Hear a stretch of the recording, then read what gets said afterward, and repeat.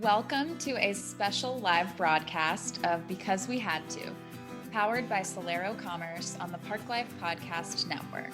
Because We Had To is a celebration of the dreamers, innovators, creators, and entrepreneurs who make our communities special.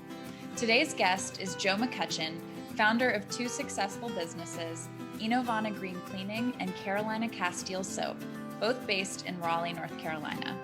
Now, here are our hosts, Kevin Jones and Brian Castle. Hey, Joe, how are you? Hey, good. How are you? Yeah, good, man. We're so really excited to have you today. Thanks for having me. Brian, are you with us, buddy? Think he's muted.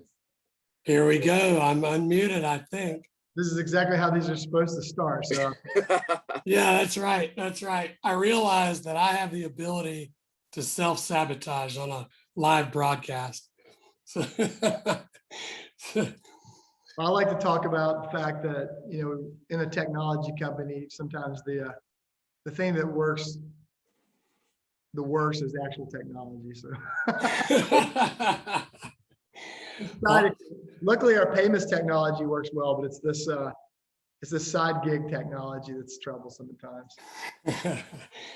Well, I'm so glad to get together with the two of you. I've been friends and colleagues in some way with the two of you for a combined 34 years, I think. Wow. And I'm just so thrilled. You're two of the people I admire the most in the business world, and for a lot of the same reasons and for some different reasons, because you're wonderfully unique people. Joe, we're going to get to you in a minute. I want to start the podcast with a little bit of commemoration with my friend of 22 years here. Kevin, I realized as we were preparing for the live launch of season 2 of Because We Had To, that the last time we did a live broadcast was 22 years ago. And I know you'll remember what I'm referring to. Kevin and I worked with a community bank based in Greensboro. I know we've got a lot of community bankers on the line today who've been invited to the broadcast. And we had a client who was very active, African-American entrepreneur in the insurance industry. And he was kind of a galvanizing force in the communities we served, very diverse, culturally, ethnically, economically part of town where Kevin and I focused a lot of our efforts. And he did a wonderful event every year called the Black Business Expo. And then he said, what would you guys think about coming on my TV show that was on public access? And so do you remember that like it was yesterday, like I do, Kevin? Yeah, it's actually odd that it's been that many years back, but it's funny because that really kind of marked like my beginning of, I think my love for community banks was kind of what was going on specifically with your branch and that group of people that invite us onto the show with the expo and everything, and obviously the citizens that they served. And that was really cool, man. I think that really goes back to the core of community reinvestment that community banks really do, that I think gets lost as such a treasure in enabling the American dream and in all parts of town. Absolutely. And it was a real honor for us. And I think, one of the reasons why we ultimately friended up so hard and our friendship and our kinship has lasted a lifetime is we're both confident in what we do, but we're also humble about what we don't know, that we're going to find out new stuff around every turn. And I can remember us being pretty nervous about that. It was a nighttime taping, and our job was business development, so we weren't supposed to be scared of talking to people, but going on a TV show and seeing the red light coming at you is a little different dynamic. Would you mind sharing with our audience some of our life choices that we made right before that show? Well, I mean, I know exactly what you're referring to. I still like that brewery, by the way. Yeah, we did decide to follow the JFK Jr. Advice and maybe have, a cocktail prior to loosen up our nerves a little bit. Not enough to change our perspectives or anything, but enough to just kind of loosen things up a little bit and be sure that we were calm, which by the way, didn't work. We rewatched that. We were pretty tight and nervous. At least the first half of that interview until we kind of got calmed down, a little comfortable in our setting.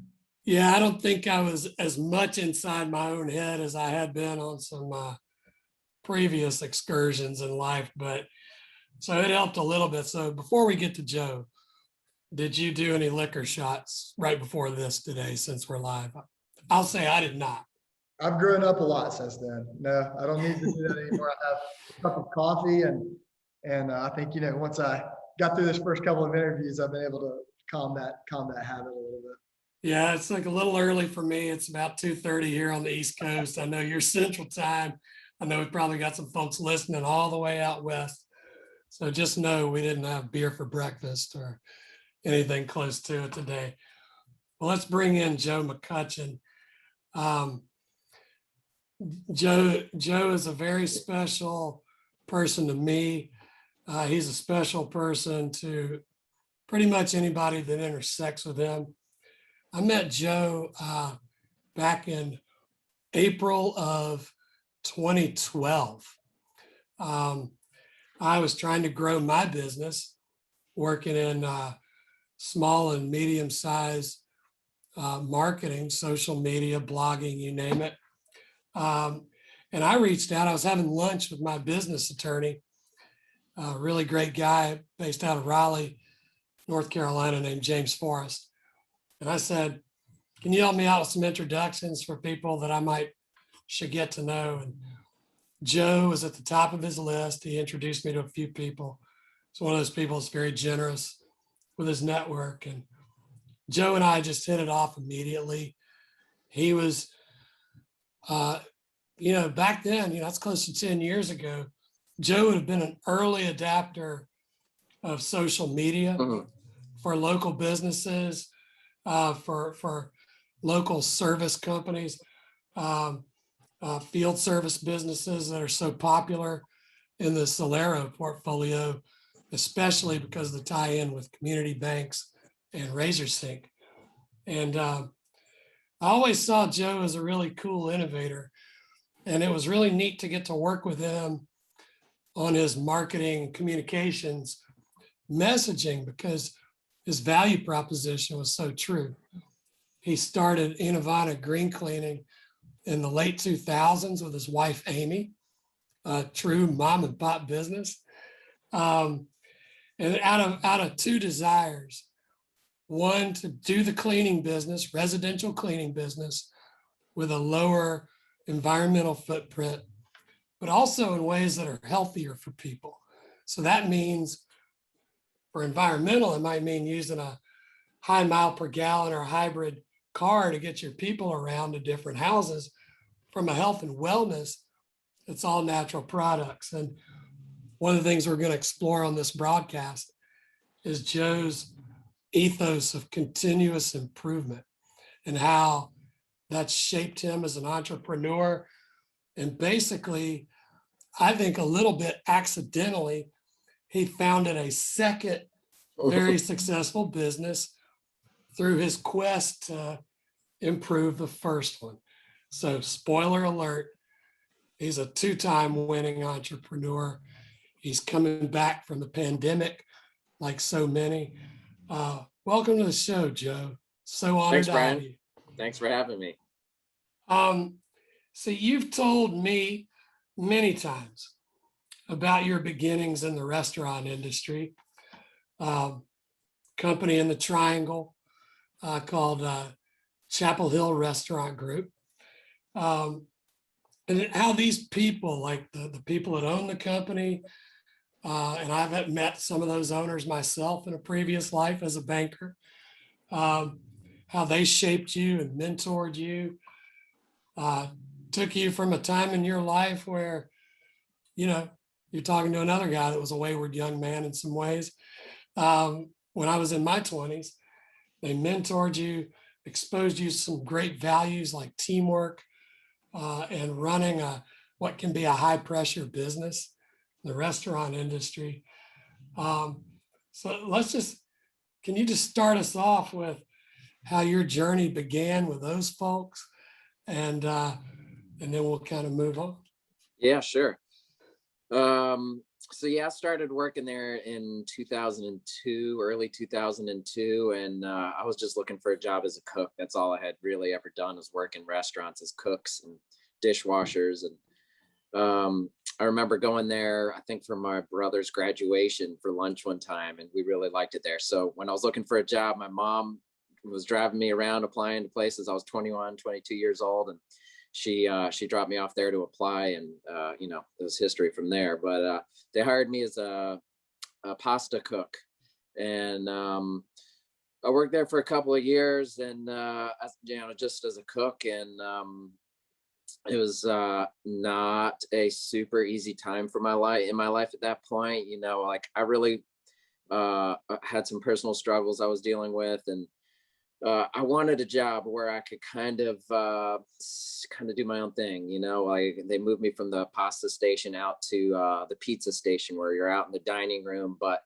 you kind of have your own little corner in the restaurant where you can kind of do your thing. And at that time in my life, I wanted to just cook pizzas, man. And I wasn't too keen on doing all the other things, but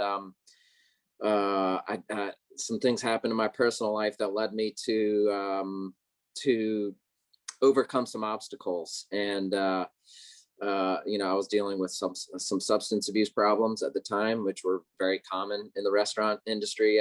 I imagine not a lot has changed, at least for some restaurants and restaurant workers. But I got clean. I was 23 years old, and I got clean. And when I got out of treatment, it was not much longer after that the chef there invited me to be a manager. And this was kind of the start of like my new life after getting clean, was breaking out of the shell of wanting to be by myself and hide and kind of not cause problems. I wanted to nobody bother me, I won't bother you. And they challenged me to get out of that shell. And so I worked there for 3 or 4 more years as a manager there. And like you'd mentioned, I learned a lot about what I know and appreciate about business during that time.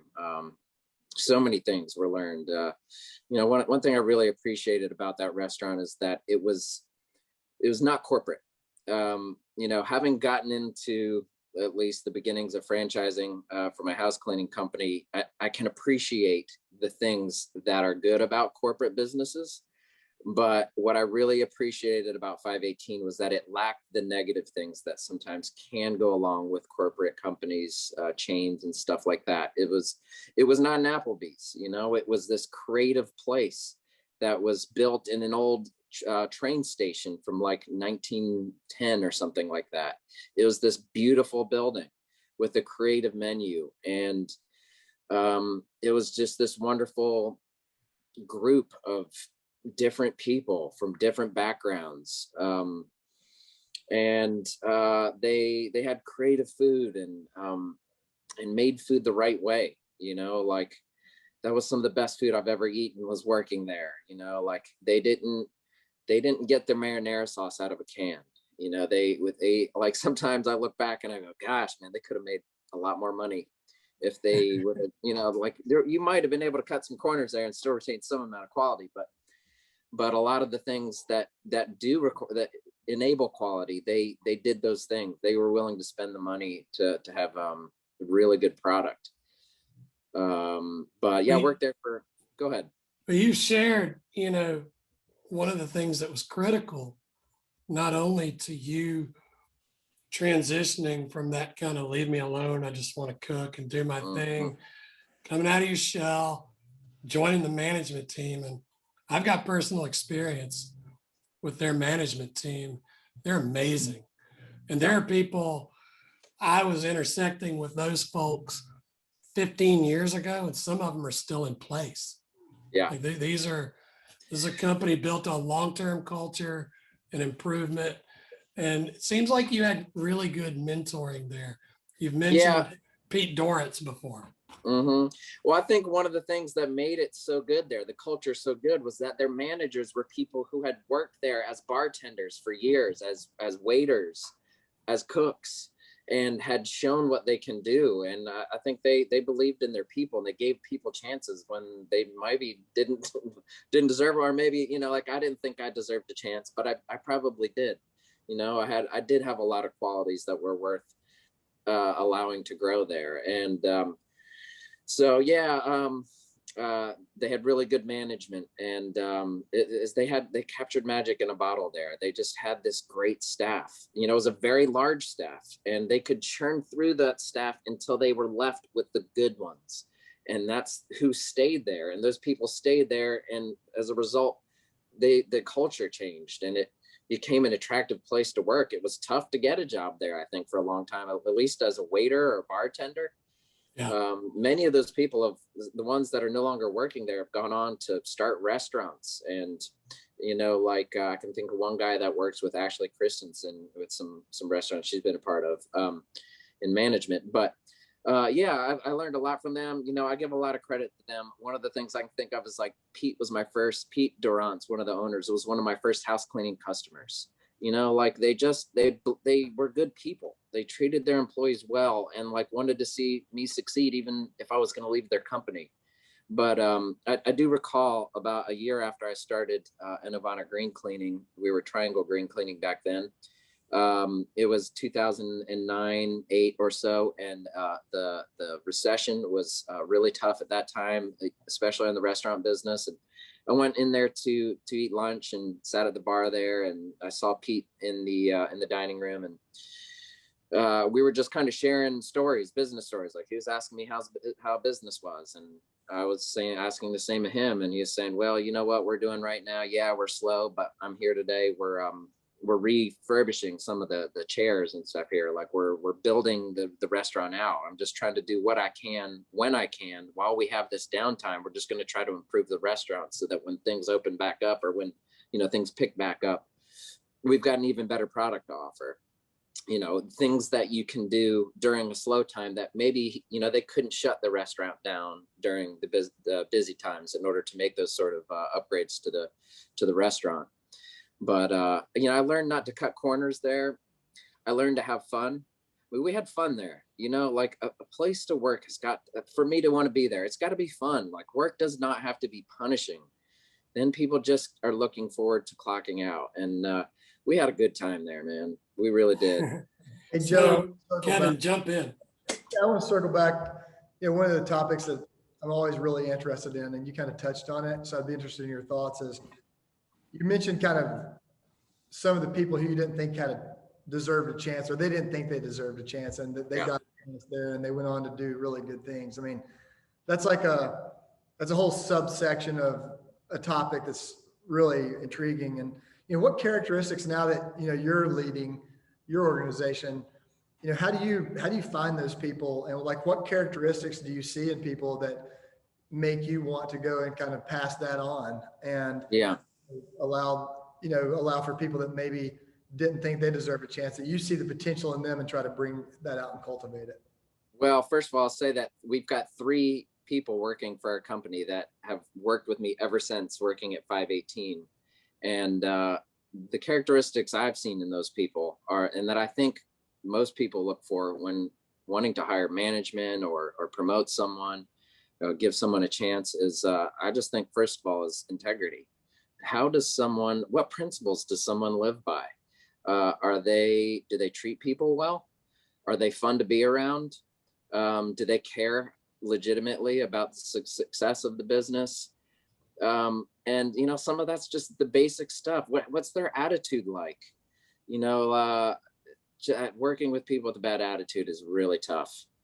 And so I think, you know, just again, some of the basic stuff, it's just like, can you show up to work on time? Do you show up no matter what? I mean, like, you know, are you looking for every excuse you can to not show up to work, or are you coming in even when it's difficult for you to make it into work? How do you treat the customers? Customer service is just so important. Yeah. Yeah. Are there any traits that you feel like you're able to kind of hone in on that you think others miss? Because that's one of the things I love is finding someone who I feel like someone else wouldn't have found, and to leaders, and finding those traits that other people miss. Is there anything specifically that you think of that you're like that draws you to people to want to help kind of mentor them? I think maybe when you can sense that that person is excited about your business. Yeah. They're excited, like they believe in your product. Like, I sell soap on Amazon, and I network with a lot of other Amazon sellers. And some people are just looking for any old product to sell. But I think, I don't want to sell something that I don't myself like and that I don't love. Like I legitimately enjoy the products I sell on Amazon, and I legitimately feel like we offer a good service at our cleaning company. And I think when I've interviewed people that have come to work for Enovana Green Cleaning, like our managers that have come from 518, for example, I recall the first time I hired someone from there. I hired who is our head manager now, Derek Owen. And I recall meeting with him, and he just thought that what we're doing was such a great idea. And it's kind of how I felt about it back then, was just, I thought green cleaning made total sense. And so I think finding people that believe in what you're doing is important. I agree. I think a key indicator is like how many people around the office are wearing your swag and things like that. Because I think, definitely if people are excited about flying your flag, then, they're excited to come to work every day. And when you have an appropriate mission, which, Brian, one more question while I'm on this topic. Is, segue into mission is, first of all, I think you have a really cool mission. When we met maybe 2 years ago now, I thought it was really great.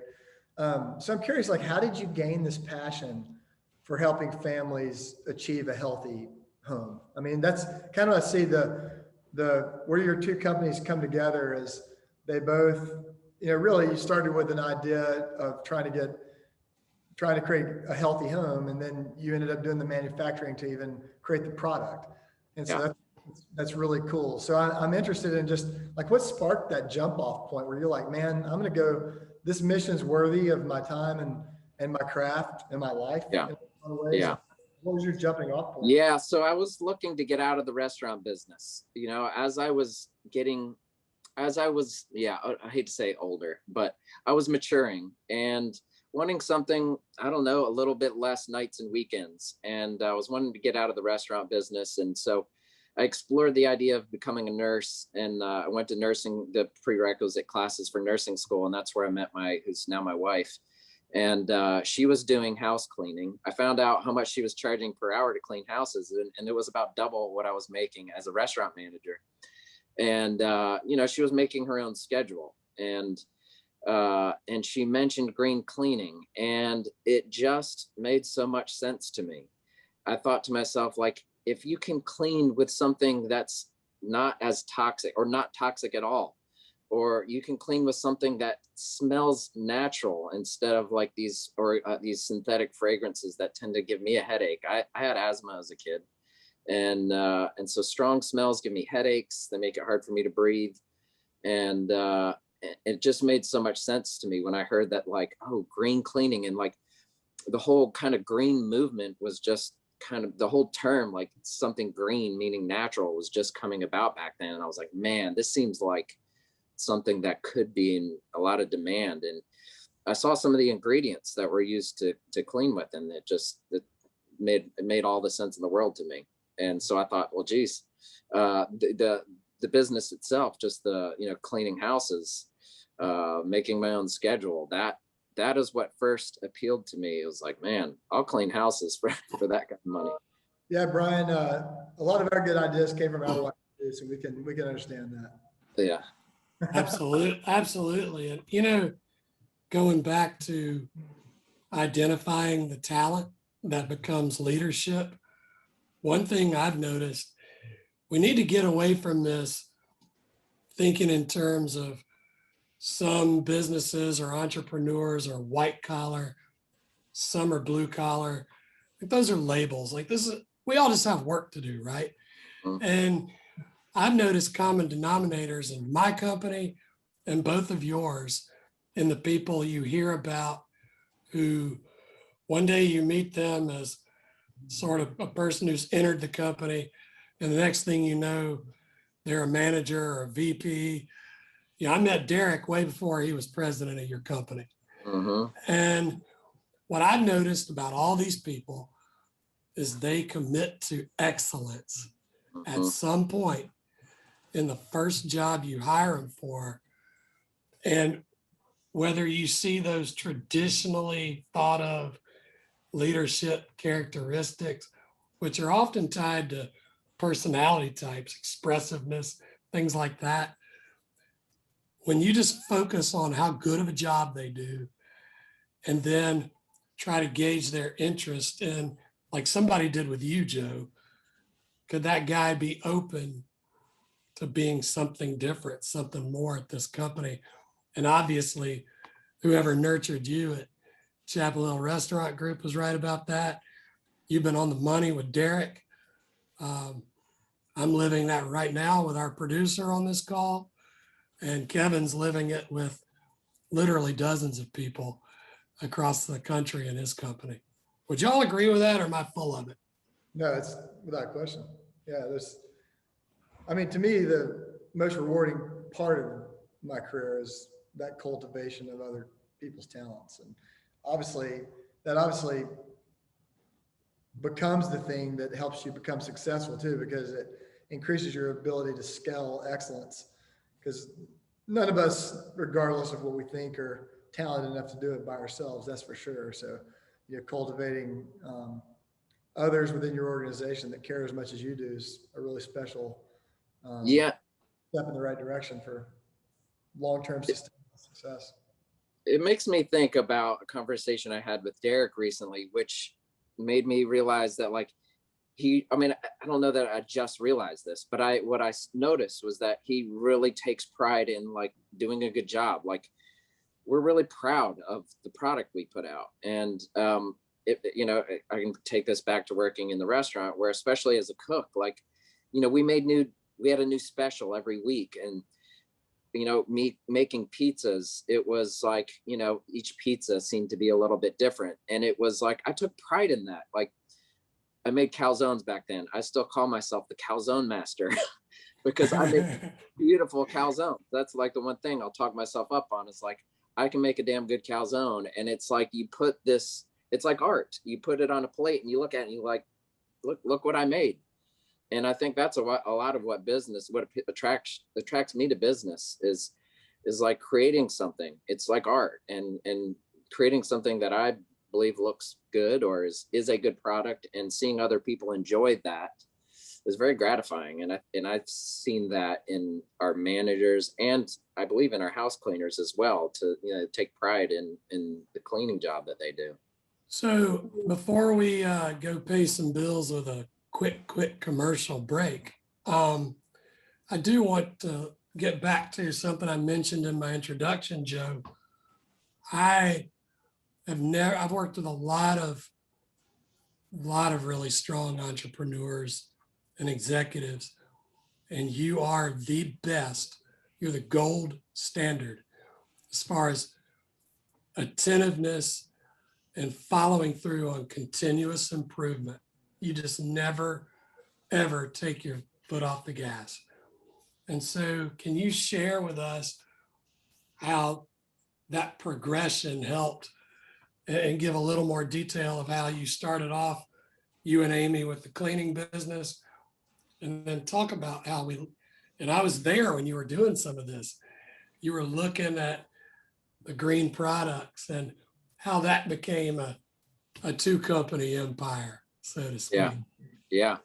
Well, I mean, one thing I really think of is I think the reason that we've done that is that I really enjoy growing my businesses. It's so fun. Like, you're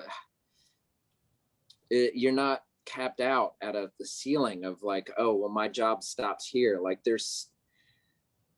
the sky's the limit. I mean, like you can potentially grow a business as big as you want it to be. And create new products as many times as you want. And I find it very hard not to do that. Like, when we have slow times during the holidays, I'm fantasizing about what could be the next thing that we can do, just because I enjoy that. I really enjoy creating something new to like see what it can kind of results we can get from tweaking something. But, I think back what's that push to improve constantly has how it's helped us be successful, and what we've done that many others did not. The things that we did, I can think back on are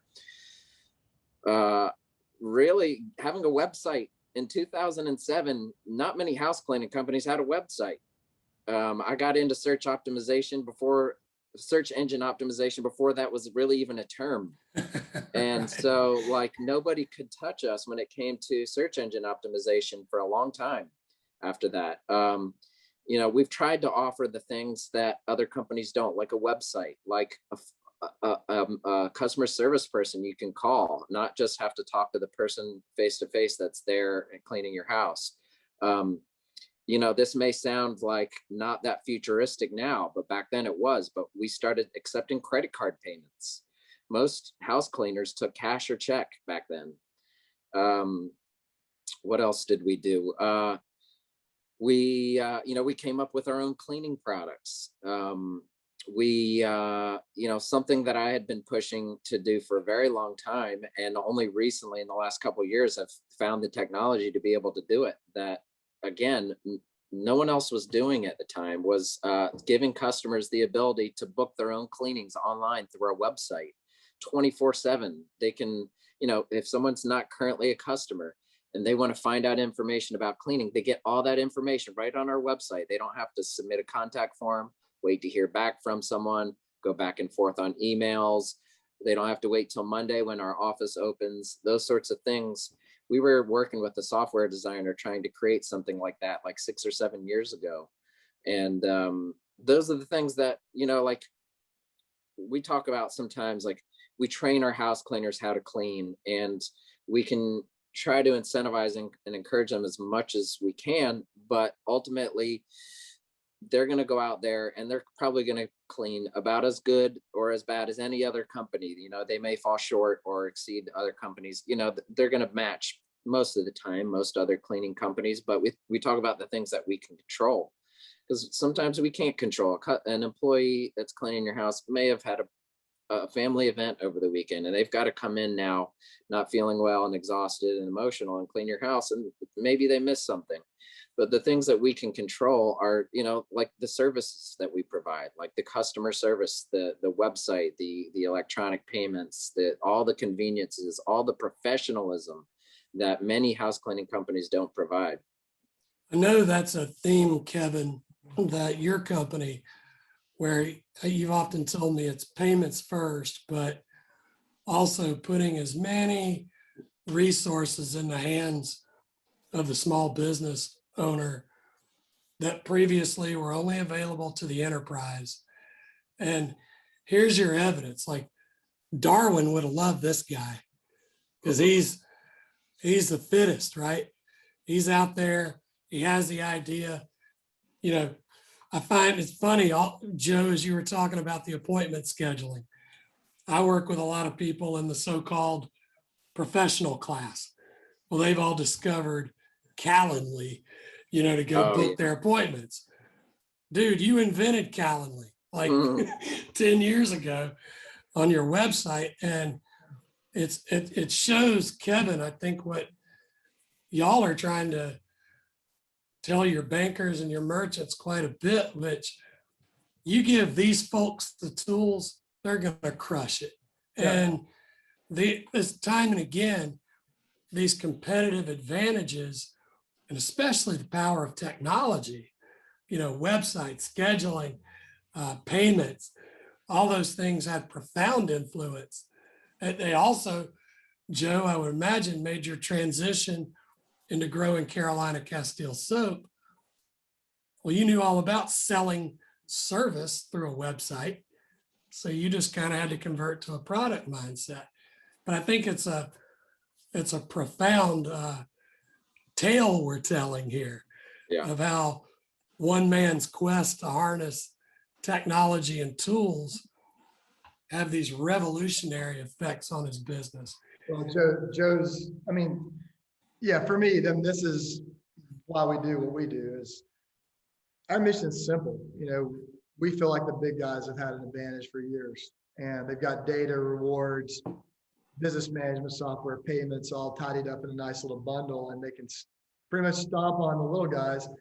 And it's even been, you know, illuminated more via COVID when people are shopping online more and going to places like Amazon, et cetera. But, you know, to be able to influence and help businesses like this thrive and survive that is the American dream. That is, you know, jumping off from, you know, that restaurant position and starting this, you know, with his wife and creating great opportunities for people to grow. And even, as he said, some maybe misfits that, you know, he felt may not have been recognized in the typical corporate world that got an opportunity to build something for their lives. I mean, that's like what a Solero is about. It's community banks plus fintech.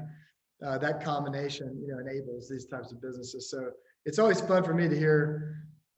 And I know we're going to jump off to, you know, a quick break, but, you know, while we're on it, Joe, I've got to ask you, like, you're running a field services operation, you're running a manufacturing operation, you're running an e-commerce operation, and you're also a leader of people, which is probably the main reason Brian's, you know, been so attracted to friendship with you. How do you balance all of that? Because that's, you know, they're very different, and I'm truly interested in, like, how you balance that with your time and you know, your resources. That's a good question. I'll say that there's been many times where I was not balancing it, where, you know, many times over the years, I've worked 12 hours a day. And so, you know, one thing I can think of that's really helped me in business is I read this book called The E-Myth, and there's a mantra in there that says, work on your business, not in your business. And so what that concept helps me to remember is to not get caught up. I don't get caught up in the day-to-day operation of at least my house cleaning company. I'm not there answering the phone when customers call. I've got amazing employees who I'm confident can probably do a better job than me at handling some challenging customer situations. So what I've done is I've put mechanisms in place so that I can have that balance. I have people there to answer those phone calls. Where I used to make soap in my garage 50 gallons at a time, as fast as I could make it, as fast as it could cool off, I would empty it out and I would fill up my tank with more oils and make more soap.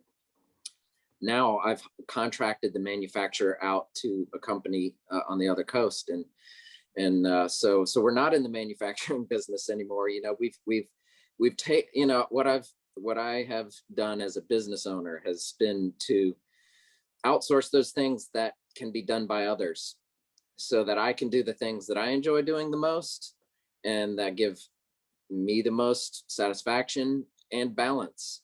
You know, like I not only run those two businesses, I'm a father of a son who has special needs, who has a lot of time demand, and I spend time with him. And so I'm able to do that because I've hired the right people to do the right things, and I've outsourced the things that could and should be done by other people, so that I can do the things that really make me the happiest, like work on growing my business. I work on my business, not in my business, for the most part. There's times where I still can either get reeled back in, or it's good to be in, and I choose to be in. Well, I choose to go to a commercial break. Thank you, guys. Suzette, let's pay some bills and we'll come back and ask Joe a couple more questions and wrap up. Because We Had To is powered by Solero Commerce, a trusted partner to small businesses and community banks all over the country. Now a top 10 non-bank payment processor, Solero delivers the high-tech, high-touch solutions our partners need to compete and win in the marketplace. Visit solerocommerce.com to learn more. Thank you, Suzette, and welcome back to season 2 premiere of Because We Had To. I'm Brian Castle with my longtime friends, Kevin Jones and Joe McCutcheon. We're having a great talk about Joe's entrepreneurial journey. Joe, as you've built up Carolina Castile soap and Enovana green cleaning over the last, we're getting close to 15 years, I think, next year, right? Yep. So that's those are Enovana especially is a pretty seasoned operation now. There's ups and downs that any kind of business experiences. Too many of the people on the line today have experienced downs because of the COVID-19 pandemic. But I want you to just give us a little reflection on this time in business and share what you think might be your greatest achievement, and also what your biggest mistake or failure to accomplish might have been, and what you learned from each of those to become stronger. Biggest mistake and biggest accomplishment. I would say for Enovana green cleaning, probably our biggest accomplishment has just simply been providing the workplace and the services that we provide. I feel really grateful that even through the recession in 2009, we did not have to lay anyone off during that 2008, 2009, whatever. And then through last year during lockdowns and everything, we had very limited temporary layoffs for some office staff. We kept our house cleaners going. And so I feel like we've given a good workplace to our employees. I was looking at, our employees make a commission on every house they clean. And we always calculate, like, based on the number of hours they work and the commission they earned, what was their hourly rate. And I've just been so happy to see that hourly rate just keeps going up and up and up. And I saw it the last one, and it was just an awesome number that I'm really proud of. And, we employ a lot of immigrants, people who either recently got here to this country or have been here for a while. Some of those people, this becomes their career, and some of them have gone on to become homeowners. And so I'm just grateful for that. I feel like that's our biggest accomplishment, has been providing for the families of up to 30 employees at times. So for Enovana green cleaning, I'd say that's our biggest accomplishment. For Carolina Castile soap, I'd say probably organic certification. There's not a lot of personal care products that choose to become organic certified. They're not willing to do the work. They're not willing to spend the money. They're not willing to use the organic ingredients. There's a lot of regulatory things that you must abide by in order to be certified organic. And I'm proud of that, but I'm also I feel like one of our biggest accomplishments, probably for both companies, is just surviving 2020, right? I mean, like, for the soap company, I like seeing our business be successful. Yes. I mean, I enjoy when we can make money. Don't get me wrong, but it's also pretty cool to think about, and during a pandemic, that we were able to provide a lot of soap for people last year. Last year, Enovana green cleaning tanked. We lost about 70% of our customers for a while there, whereas the soap company really just we tripled our sales last year. We couldn't even make soap fast enough, but we could almost make it fast enough. And I feel like just making as much as we could and did last year was a pretty good accomplishment, just in that we sold a lot of soap last year, man. And I'm really proud, to think that we used to, the amount of soap that we sold last year. When I look at that and I go, man, we used to make that in our garage in North Raleigh. I used to have my brother and sometimes my kids, I'd pay them to help fill bottles by hand. And now we're making it several thousand gallons at a time. Is pretty crazy. But I'd say probably our biggest failure or mistake, maybe I'll say mistake with benefits, was our franchising efforts for our house cleaning company. we invested a lot of money in forming the franchise parent company, and doing all the things that you have to do in order to legally offer franchises was very expensive. And we spent a lot of time and effort on it, and it just did not pan out.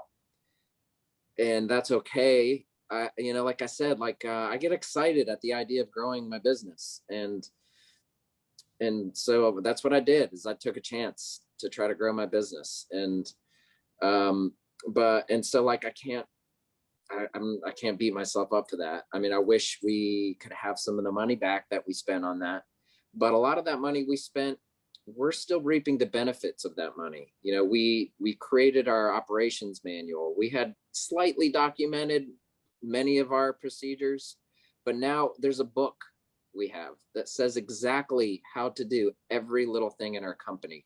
We allow that creative expression in our employees, yes, just like at 518, where you could make the pizza your way, or the calzone or whatever. But for the most part, like, everything's, you don't have to be a genius to figure out how to run one of our businesses now. Like, our employees know exactly how we clean bathrooms. They know exactly how we answer the phone, how we respond to customer complaints, how we compensate our employees. We have everything systematized now. We've got our business trademark, which makes us a stronger company. So our company's become a lot stronger because of that. We've become more clear about what our systems are, and not just like, I think I know what we're supposed to do in this situation. We're all on the same page. And I believe our branding is better. We've got a better website. We've got a better logo, and it's made us better. But it was a costly venture that we could have done for less, but it was worth the try. Isn't that cool, Kevin? That something where, Joe and I were riding pretty close at that time, and I just knew that was going to take off for him. But it's amazing how that experience has continued to impact his business. Absolutely. No, I usually do. It's always like those inflection moments that bring out the best, I think, of all of us in our companies. I'll say, like, one of my other things that's like really helped me be successful, and you've kind of already hit on it, but it is maybe it's not networking, but it's keeping an eye out for those special connections. And like, I'm not just saying this, but like, I feel like one of our big successes was finding Brian Castle. Hey, So, all like, right. Talk about that. Like, he's helped us with our social media, our blog writing, some of our marketing campaigns. And so I feel like it's examples like that where we come across those special people. And I think when you're keeping your ears open in business, you're networking, you're reading, you're researching, and I don't know, maybe it just boils down to when you do business the right way and you live on principles, you're gonna attract other people who do that same thing. And when that happens, don't let those people get away from you. So, like, I met Brian through James Forrest, our company attorney, and I feel like he's incredible. He's great at networking. He's got us connected with other people. So I think there's something to just keeping your ear out and finding the right people. Sometimes it happens organically. They just present themselves. But when that happens, you jump on it and you try to get with the winners, maybe, is the like a saying that goes along with that. Kevin, I think that's a value system that all three of us have in common. We're constantly connecting with people. And I know a lot of people who network, but they try to do it the wrong way. And I think I used to be that person where I would try to connect with you and then try to squeeze something out of you as quick as I could. And now I just try to be organic and almost an extension of how I try to treat people, in my personal life. I'm not looking for an ulterior motive per se. I'm just looking to get to know somebody, seeing if they can provide value to me, and however that's defined, and vice versa, more importantly. And, Joe, Kevin introduced me to somebody last month. I did one little thing with this guy. I feel like I've made a friend for the rest of my life. I hit it off with him. so much. And he told us when we met each other, he goes, you guys are going to love each other. And, it's part of getting to do the journey with people you enjoy. I want to close out our conversation. You guys are both committed to building cultures, and everybody does that a little bit differently. Some overlap. So what is your secret to, attracting, retaining the best employees you can in this business? And we've got 5 minutes of time, Joe, so we're going to close on this topic. Attracting, I feel like I've maybe already shared that, is just finding people who believe in your business. But I'd say retaining is, first of all, just treating people like human beings. Like, I've been in so many workplaces where people just don't treat people very compassionately, and just allowing people some more flexibility than you're comfortable with, I think.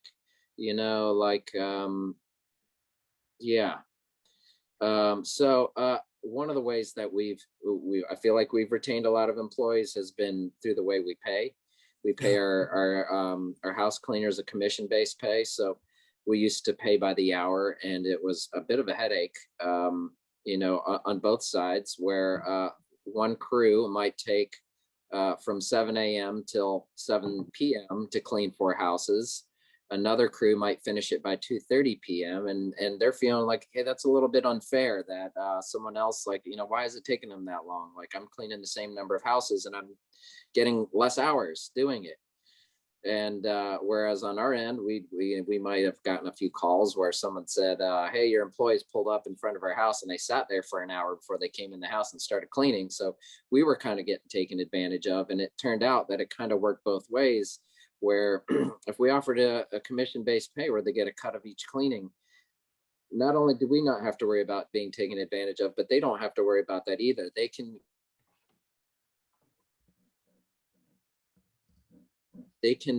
have the ability efficiently they want to work. And I think aside from that, in them well, treating them like human beings, allowing them to have time off when they need it. And I don't know, I speak Spanish, and I think that's something that's really helped get my cleaning company going, because many of our employees are Spanish speakers, and because of that, I've been able to connect with them, to be able to meet them where they're at and make them feel like they're at home. And when they feel like they're part of the family, I think they want to stay there. That people like working somewhere where they're treated well and where they have fun. And we do the same thing. We have some incentives in place we've utilized that in management, where for example, Derek, I treat him like he's an owner of the company. He's been with us for at least 10 years now. And sometimes I want to just say, let's just introduce him as an owner to the customers, because he basically is. Like, he's paid as though he's an owner. He's treated as though he's an owner. I truly value his input and I seek his input. And if him and I can't get on the same page with something, unless it's something that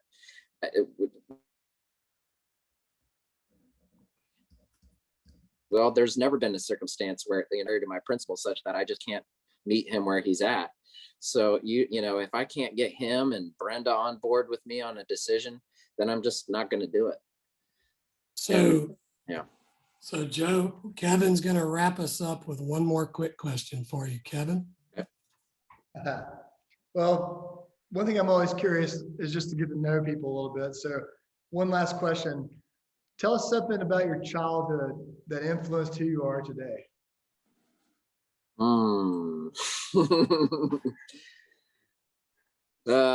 I was a little bit entrepreneurial back then when I was a kid. I made money however I could. It was selling candy to kids at school. I'd bring candy to 7th grade class and sell candy to kids at school.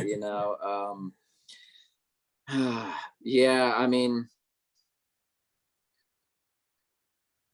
I don't know that I can connect something else to my childhood other than kind of the personal story I told at the beginning, which was like, I had a lot of personal issues growing up until I until I was about 23 years old, where I had substance abuse problems. And some of that same passion that used to be put towards something negative is, I think, now put towards something positive. And it's introduced me to that process of changing myself from who I was back then has led, and I was 23 years old. I was a kid. That's kind of like childhood, right? Right. Yeah. And so it led me to the principles I believe in, and the things that I do to stay clean today are the same principles that have helped me in business and helped me have the life I have today in general. Well, thank you so much, Joe. Thank you, Kevin, Suzette. I knew this would be an amazing journey, and it was. I'd like to thank our audience, most of all, for joining us. We'll be back with more live episodes. You'll be able to check out this episode soon on SoundCloud, Spotify, or Apple Podcasts as soon as we can get it uploaded. And also check out our other episodes. We've got more great stuff to come. Thank you, Joe. Thank you, Kevin. Thanks, Signing guys. off. See you guys. Take care, folks. Thank you.